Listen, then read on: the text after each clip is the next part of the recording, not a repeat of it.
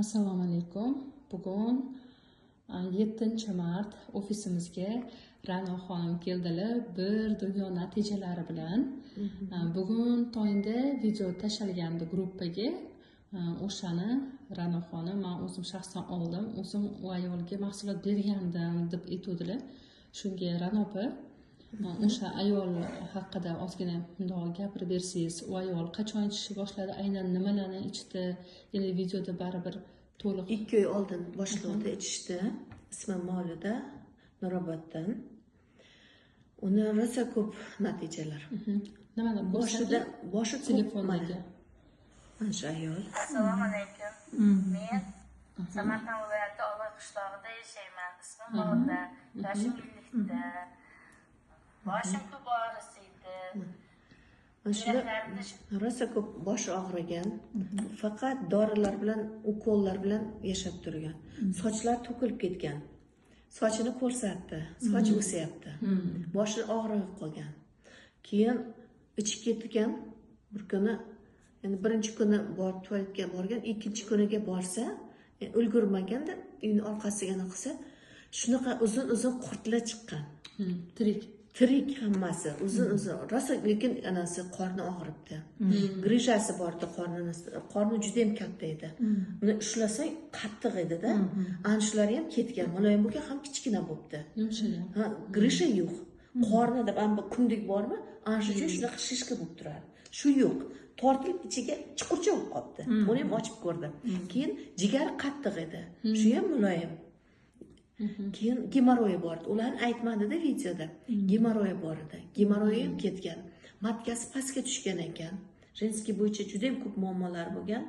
Hidlanib, mana shunaqa analar bo'lgan ekan. Unaqa yo'q, qora zubniy pasta berdim unga. Delaytolux beraman desam, qimmat deyishdi. Keyin qora zubniy pasta berdim, tampon qo'yib, mana yaxshi rezultatlar olgan. Keyin yana nimasi bor? Balzamlar qaysi birini? Hammasidan berdim. Perfektum berdim, Vitalitsi berdim, Smart 2 ta и Garmoniya berdim. И qora zubniy pasta berdim. Yo'q, qora zubniy pasta berdim. Shunaqa. Qancha vaqt ichganda bo'ldi natijalar? 2-oy bo'lyapti mana. Ha, endi 2-oy. Hali bor yana manalar. Hozir ichishni davom etyaptilar. Keyin yana bir insonda yaqinda yotib qolgan, 2 yildan beri yotibdi, insult bo'lgan. 2 kungina bo'ldi, tashab ketdim. Balzamlarni ichsa, o'sha oyog'ida sezgirlik boshlanibdi. Bir bunaqa siltab olyapti dedi. Keyin dedi, og'zimdagi hidlar dedi, o'sha tarqayapti dedi. Uyqum normaga keldi. Hali 2 kungina ichdi. Mana bugun o'sha 3-kuni bo'lyapti. Mana yo'lga chiqdim. Ko'rib keta olmadim. O'zim borib, o'zim anaqa berib keldim. Harakatsiz bo'lgan.